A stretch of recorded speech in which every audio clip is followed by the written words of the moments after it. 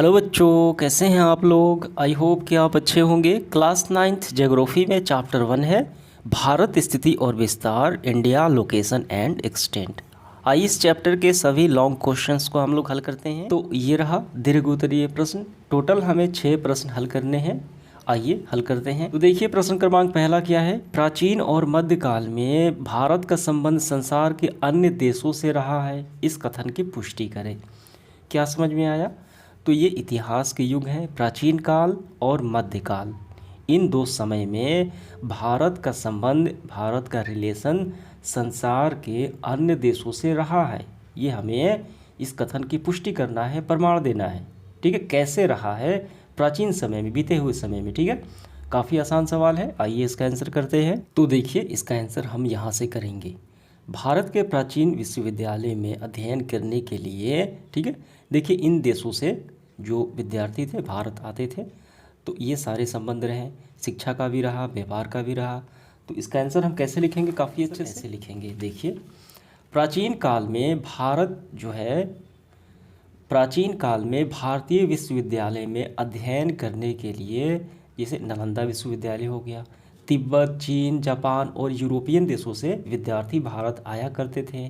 यही नहीं, स्थल मार्ग और समुद्री मार्ग से होकर भारत के गर्म मसाले, सूती रेशमी वस्त्र, कपड़े, ठीक है, आदि दूर देशों तक पहुंचाए जाते थे, यानी व्यापार किए जाते थे। भारत के भूगोल ने विश्व इतिहास के निर्माण में भी महत्वपूर्ण योगदान किया है।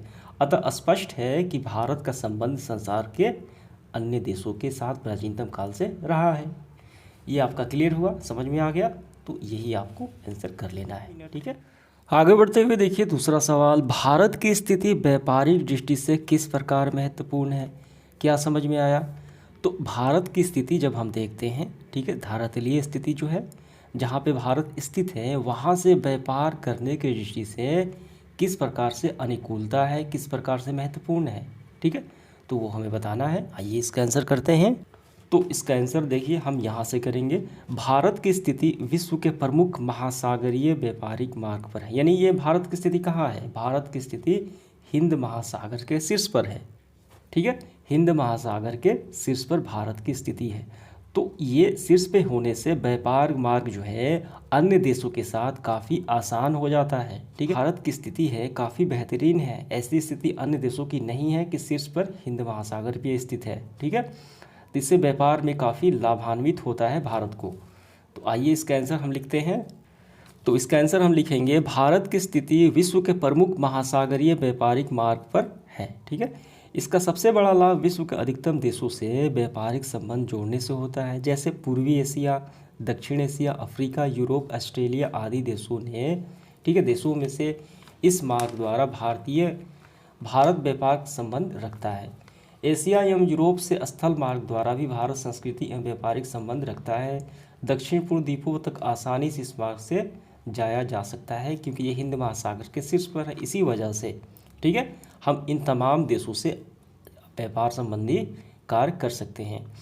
तो ये सारे लिखते हुए आपको यहाँ तक कर लेना है। तो इसका आंसर पूरा हुआ आपका।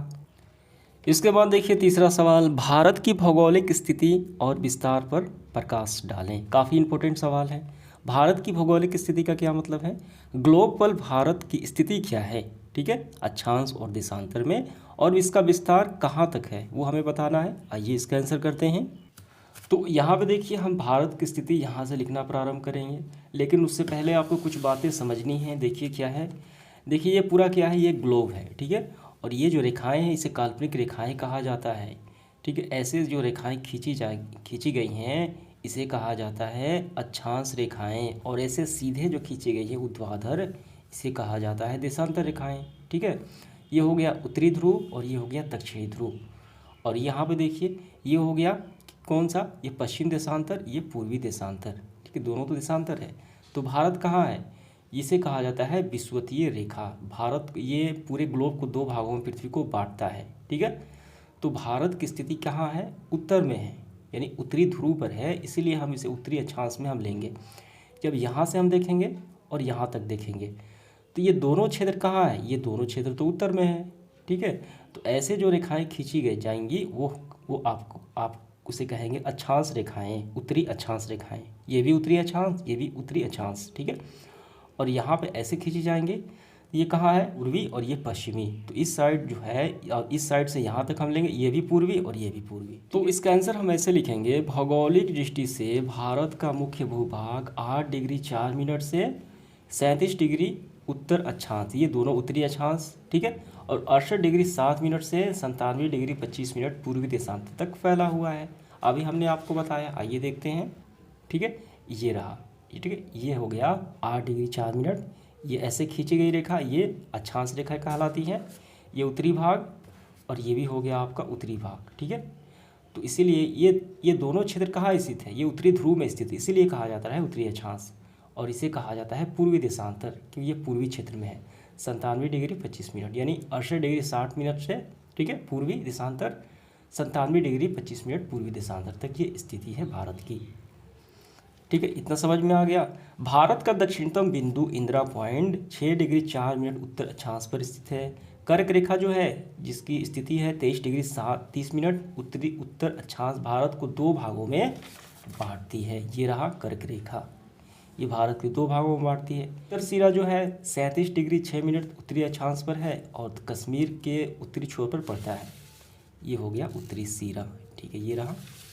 अब इसके बाद दक्षिणतम छोर जो है 8 डिग्री 4 मिनट उत्तर अक्षांश पर है, जो तमिलनाडु राज्य पर पड़ता है। ये हो गया आपका साउथ क्षेत्र, ठीक है, नीचे वाला। अब इसके बाद देखिए क्या है, जो तमिलनाडु राज्य पर पड़ता है। इसी प्रकार देशांतरीय स्थिति में 68 डिग्री 60 मिनट ये पूर्वी हो गया और 97 डिग्री 25 मिनट ये पूर्वी देशांतर के बीच है। गुजरात पश्चिमी छोर पर और अरुणाचल प्रदेश पूर्वी छोर पर पड़ता है। तो ये हो गया गुजरात, ये हो गया अरुणाचल प्रदेश। समझ में आ गया? तो इतना आपको पहले लिखना है और वो लिखने के बाद आपको थोड़े से ये भी लिख लेना है, ठीक है। कम से कम यहाँ तक आपको लिख लेना है। ये विस्तारीय क्षेत्र हो गया। तो ये हमारा दोनों समाप्त हुआ। इसके बाद चौथा सवाल, भारत के देशांतरीय विस्तार का यहाँ समय पर क्या प्रभाव पड़ता है बताना है। तो ये 2 घंटा विलंब होता है, ठीक। तो यहाँ पे देखिए अक्षांशीय एवं देशांतरीय विस्तार का प्रभाव, तो इसका आंसर हम यहाँ से करेंगे। देशांतरीय विस्तार का प्रभाव समय पर पड़ता है। देशांतर की दूरी ग्रीनिविच यानी ब्रिटेन में है, यूके में है, मापी जाती है। जो ही पश्चिम से पूरब की ओर बढ़ते हैं तो समय बढ़ जाता है। 15 डिग्री देशांतर लगभग 1 घंटे का समय लगता है। तो इसी कारण अरुणाचल प्रदेश में जिस समय सूर्योदय होता है, सूर्य पहले उगता है, तो ठीक 2 घंटे बाद गुजरात के कक्ष में ये सूर्योदय होता है, यानी 2 घंटा विलंब से होता है, ठीक है।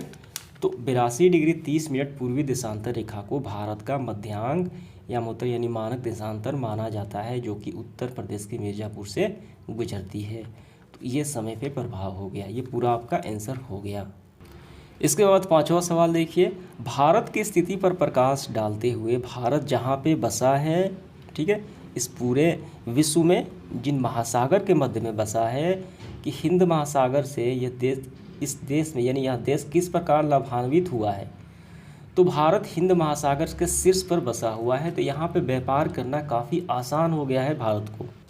तो भारत की स्थिति देखिए हिंद महासागर के शीर्ष पर है, तो यहाँ से व्यापार जो है अन्य देशों से करना काफ़ी आसान हो जाता है। तो हम इसका आंसर ऐसे लिखेंगे, हिंद महासागर के शीर्ष पर भारत की स्थिति केंद्रीय है। यह स्थिति के कारण भारत के जलमार्ग पूर्वी अफ्रीका, पश्चिमी एशिया, दक्षिण पूर्वी एशिया एवं अफ्रीका तथा पूर्वी तट से एशियाई देशों तथा ऑस्ट्रेलिया के साथ भारत को संबंध स्थापित करने में सुविधा होती है। अतः भारत ने इन देशों के व्यापारिक एवं सांस्कृतिक संबंध स्थापित किए हैं। और दूसरी तरफ हिंद महासागर में किसी भी अन्य देशों का समुद्री तट भारत जितना बड़ा नहीं है, और यह महासागर के कारण भारत का नाम भी सही ठहरता है, यानी सही रखा गया है हिंदुस्तान। समझ में आ गया? तो ये आपका पूरा आंसर हो गया। इसके बाद देखिए इस सेशन का आखिरी सवाल 6 नंबर, भारत की स्थिति देश में एकता और सांस्कृतिक विशिष्टता बनाए रखने में किस प्रकार सहायक सिद्ध हुई है। इसमें पहला प्रश्न है। और दूसरा है इसी में, इसने जलवायु को किस प्रकार प्रभावित किया है, प्रकाश डालें। भारत की स्थिति क्या है हमने देखा है अभी। तो भारत की स्थिति है 8 डिग्री 4 मिनट से 37 डिग्री 6 मिनट, यही स्थिति है, ठीक है। तो ये स्थिति जो है संस्कृति यानी देश में एकता बनाए रखने में, मिलजुल कर रहने में, सभ्यता संस्कृति की विशिष्टता यानी काफ़ी बेहतरीन बनाए रखने में ये जो स्थिति है भारत की किस प्रकार सहायक है, और जलवायु पर क्या प्रभाव पड़ता है इस स्थिति से। तो आइए इसका आंसर करते हैं।